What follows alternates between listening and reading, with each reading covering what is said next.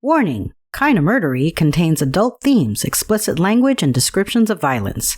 It is not suitable for anyone, and we recommend you stop listening now.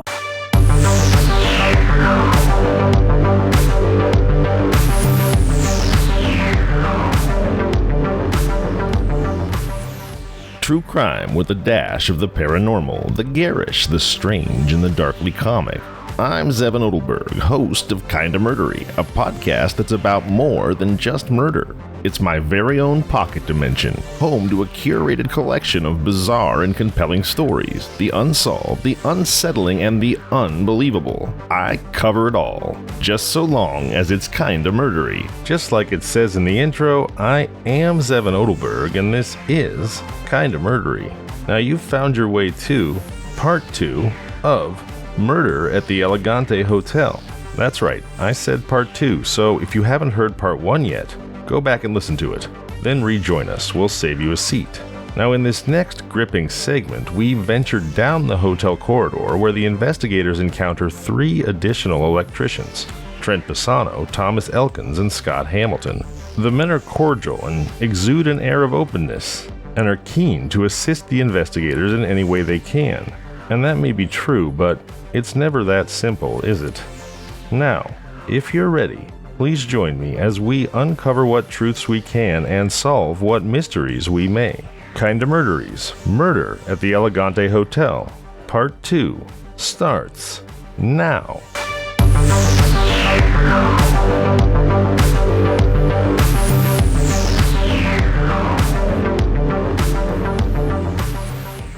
Of the 3 electricians now being interviewed by Detective Apple, Trent Pisano, Thomas Elkins, and Scott Hamilton, it's Thomas Elkins who paints a surreal picture, revealing his initial thought upon seeing the body on the gurney in the elevator. He had presumed it to be caterers delivering either a large cake or an expansive food tray. Detective Apple ruefully acknowledged the happier interpretation, saying, "That's a better thought." Trent Pisano then admits that he was present in the room with Miller and another colleague named Steinmetz that fateful evening.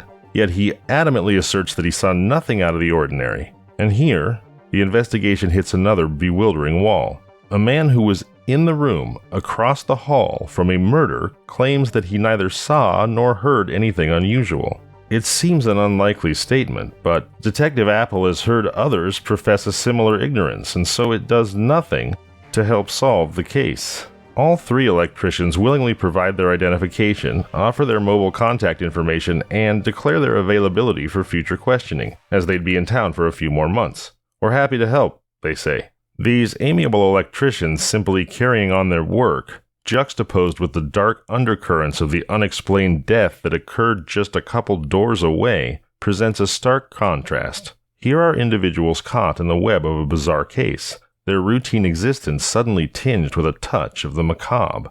It begs the question, how many of us go about our daily lives, blissfully unaware of the mysteries and potential dangers lurking just a few steps away? As weeks stretch into months, the supremely dedicated Detective Scott Apple exhausts every possible avenue of inquiry, ruminating on various theories that might shed light on the case. He doesn't rule out anyone, even entertaining the idea that Susie, the wife of the deceased, could have orchestrated her husband's untimely demise. The same intense objective scrutiny is applied to Michael Flanagan, Greg's brother and business partner. Yet these avenues of investigation reach dead ends. There's not a shred of evidence pointing to either individual. The quest for resolution becomes more than an investigation.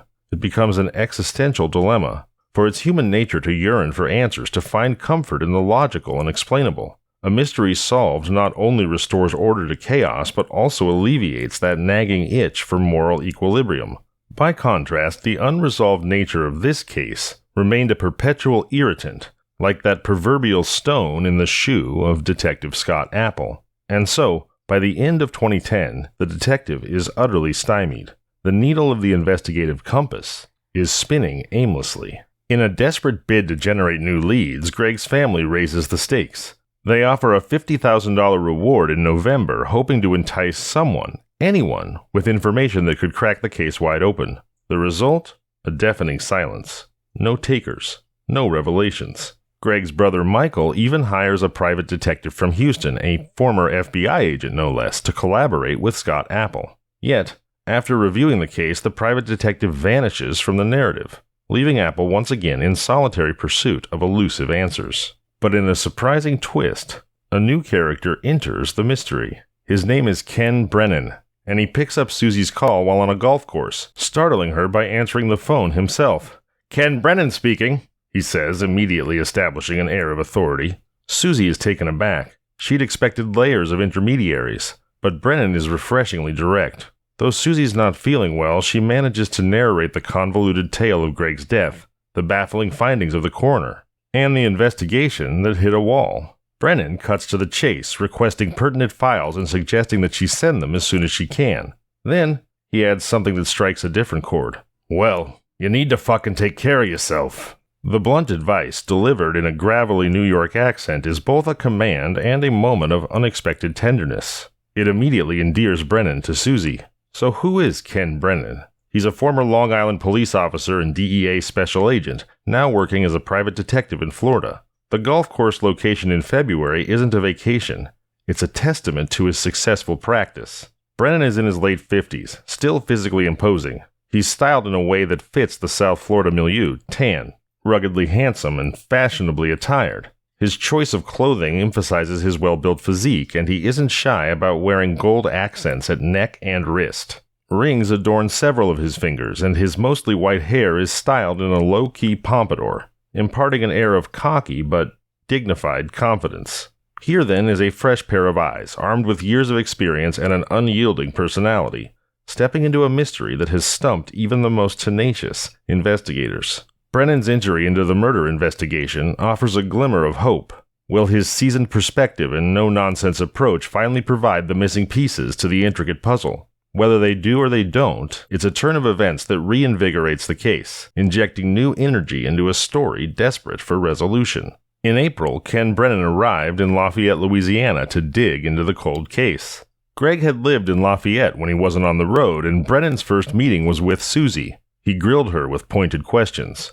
He probed into the dynamics of their relationship, Greg's fidelity, and any insurance arrangements that could hint at a motive. Finally, he said, "Let me ask you one more thing.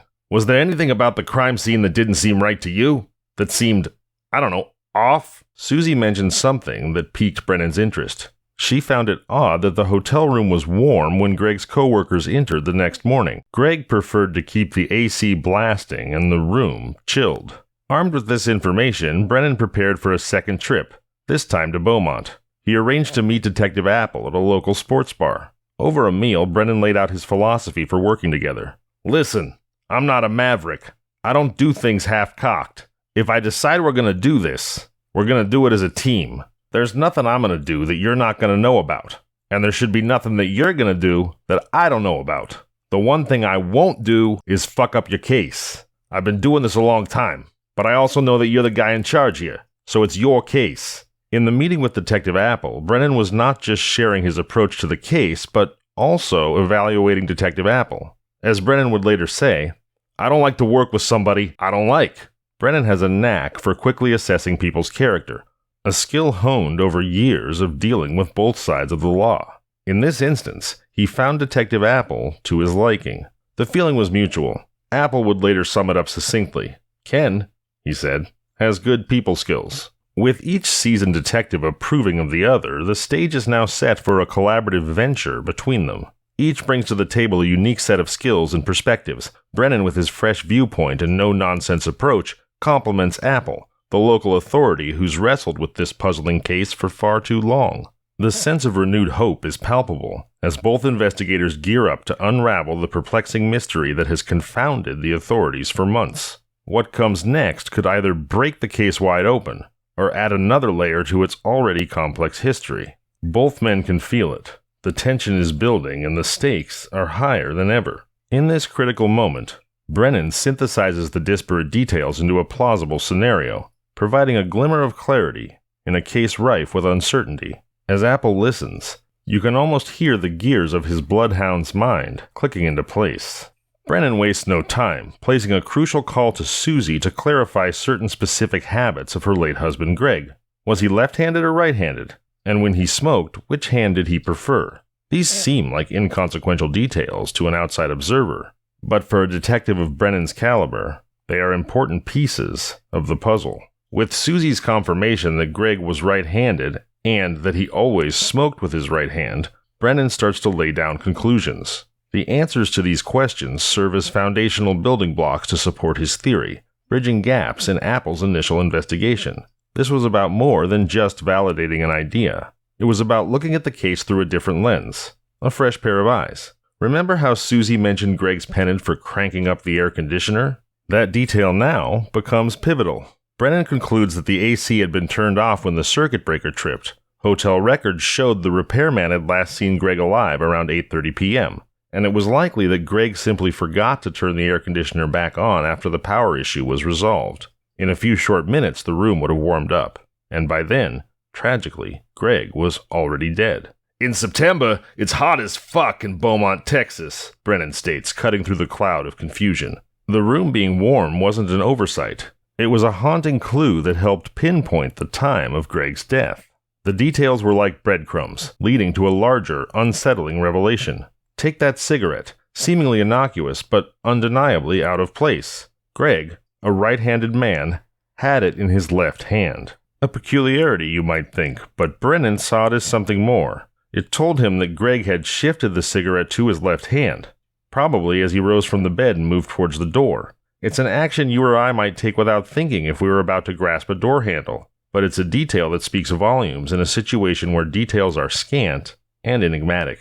This simple observation shifted the existing case theories on their axis. Forget the notion that Greg had been severely beaten elsewhere and then transported back to 348. No assailant could or would have positioned a cigarette so naturally between Greg's fingers. And given the extent of the internal injuries Greg sustained, it's unlikely he could have returned to his room, calmly lit a cigarette, and then keeled over. That cigarette in the left hand, it wasn't just an anomaly. It was a clue, an intimate look at Greg's final moments. This new trajectory of fact suggests that whatever violence befell Greg occurred within the confines of that room, and it adds a new layer of complexity. How does a man suffer such catastrophic internal damage in a room that looked virtually untouched? A room where not a single thing seemed out of place except for that cigarette and the lifeless body of the man who held it. It made the urgency of finding answers not just a quest for justice, but a compelling need to understand a deeply perplexing series of events. Brennan navigates this maze of inconsistencies with caution, adhering to a principle he's found invaluable: patience. In criminal inquiries, every detail counts. Rush and you risk overlooking the piece that could complete the puzzle. With this in mind, Brennan posits an unsettling notion. Greg had to have been killed quickly in his own room under circumstances that defy logic and confound forensic scrutiny. And so the electricians suddenly come back into focus, their room equally affected by the electrical outage that had also plunged Greg's into darkness. And this, Brennan realizes, isn't a new angle for Detective Apple. It's a thread that Apple had considered, but hadn't been able to pull tight enough to make a knot. Could these electricians, perhaps in an intoxicated state, have confronted Greg right at his doorway, and in a chaotic and brutal moment, ended his life? Re-asking this question reopens pathways that seemed to have reached dead ends, and in doing so, breathes new life into an investigation that had refused to yield simple answers.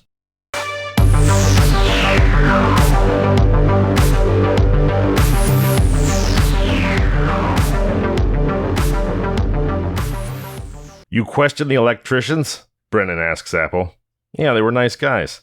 "See anything hinky?" No, replies Apple. "Well, I'm sure that if they were drinking, they had to talk about it to each other," Brennan says, "so somebody knows about them. Probably one or two of their close friends or their co-workers are going to know about this." Next, Brennan and Apple visit Dr. Brown. This is the question on their minds. Could Greg's puzzling injuries be the result of a severe beating? Dr. Brown doesn't dismiss the idea. In fact, he even suggests that the brutal injury to Greg's scrotum could be the work of a forceful kick, especially if the assailant was wearing steel-toed boots. Notably, steel-toed boots are the very kind that the union electricians next door were known to wear. Freshly armed with this medical perspective, Brennan sees another potential avenue in the investigation. It's one they've visited before, but now It demands a return trip. The avenue? Those very same electricians. He asks Apple to take the next step and interview the men who worked with the electricians the previous summer. Someone among their colleagues or friends may hold a clue. Perhaps some overlooked or disregarded detail could unlock the case. After outlining the plan, Brennan immerses himself in an exhaustive review of the hotel's surveillance footage. It's a grind, watching the tedious movements of the evening in question, searching for something, anything, that might qualify as suspicious. The footage shows Greg arriving back from work. It shows the electricians making various trips to their vehicles in the parking lot. But no anomalies leap out. In a case clouded by a multitude of baffling facts, Brennan and Apple soldier on. For them, this isn't just about merely connecting elusive dots, it's a grim search for justice. It's about accounting for every detail, no matter how minor, in a world that has proven its capacity for sudden and senseless violence. Brennan and Apple were 7 months into the investigation, or the re-investigation, if you will. And during this period, the electricians had long since departed Beaumont. Despite their efforts, no fresh evidence had been unearthed. When they spoke to a crew foreman named Aaron Bork initially confused Greg's case with another, mentioning something about a gun going off in a boarding house. Apple corrected him, emphasizing that they were investigating a fight at the Elegante Hotel. Bork had no recollection of such an incident. Yet, Bork's unintentional reference to a gun ignited a fire in Brennan's mind. His instincts, a sort of silent guidance system developed over years in law enforcement, led him back to room 348 at the Elegante Hotel.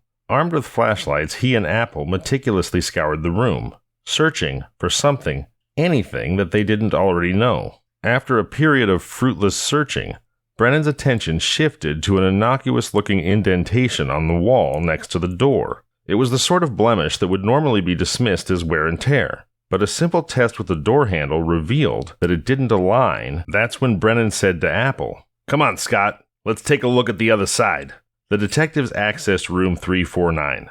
There, on the wall, was a small hole discreetly filled with dried toothpaste. But this wasn't just a hole. It was a bullet hole, and its alignment with the indentation in room 348 was perfect. A laser test by crime scene investigators confirmed the trajectory. A bullet had passed through the wall, right to where Greg had been sitting on his bed. Brennan broke the tension with a somber conclusion. "This motherfucker was shot!" The pieces fell into place, cracking open a layer of the mystery that had stumped investigators for months. It wasn't an assault or a beating that claimed Greg's life. It was a bullet, a sinister force that passed through the wall, apparently unseen and unheard until it reached its fatal destination. Remember Dr. Brown, the coroner? Well, Dr. Brown was a man with an illustrious career, a guardian of scientific accuracy in the realm of forensic pathology. His office was a chaotic collection of papers, books, and files, but it was also the nerve center of his work. So, when detectives Brennan and Apple came to him with a new theory that contradicted his initial findings, Brown was, to put it mildly, skeptical. His professional opinion had been that Greg Flanagan died from a beating, not a gunshot. And to change that narrative, well, Brennan and Apple would have to get past Dr. Brown first. "You guys solved the case yet?" Dr. Brown asked. "No, we're not there yet," Brennan responded cautiously. With diplomatic finesse, he began laying out their newly discovered evidence. The bullet hole, the trajectory, the alignment. Dr. Brown was curt in his response. "You're trying to tell me that this man was shot. I'm telling you he wasn't shot." He immediately dismissed the notion of exhuming the body, citing it as both insensitive and impractical, but mostly impractical, since Greg's body had been cremated. Brennan was undeterred by the incredulous doctor and by the lack of a body. He navigated the situation with the steady assurance that years of investigative work had imbued in him. "Let's just go through the autopsy photos," he proposed. As they flipped through the grisly snapshots, Brennan directed the conversation toward specific injuries, methodically interpreting them through the lens of the bullet's trajectory. "Tell me, Doc, could all of this damage have been done, besides the blunt force trauma? Could a bullet cause the same?" Brown remained steadfast, upholding his original diagnosis. This man was beaten, but Brennan was onto something. "Doc, that's a bullet hole," he declared as they studied a photograph of Greg's heart. Brown was silent, his eyes scrutinizing the image before him. His mind was a battlefield, weighing years of professional experience against the daunting possibility of a grave error. At last, he conceded, "Yeah, that's a bullet hole." His voice was tinged with a reluctant mixture of defeat and discovery. "The media is gonna kill me on this," he added, the gravity of the revelation sinking in. Brennan and Apple had effectively turned the case on its head, altering its course and thrusting it into uncharted territory. But for Dr. Brown, the epiphany came at the cost of questioning the very competence that had defined his career. Yet the sobering fact remained. Greg Flanagan's death was not the result of a drunken brawl or a spontaneous fight. It was a bullet, a deadly force that had cut through both walls and the deeply held professional convictions of Dr. Brown to reveal a new, harsh piece of the elusive truth. And if you'd like to find out that truth, both who killed Greg Flanagan and why, then please join me this Sunday, September 10th, for Part 3, the thrilling conclusion of Murder at the Elegante Hotel. I look forward to seeing you there. And remember, if you have friends or family who like true crime mysteries, please tell them about the show. I surely would appreciate it. Until next time, I'm Zevin Odelberg, and this has been Kinda Murdery.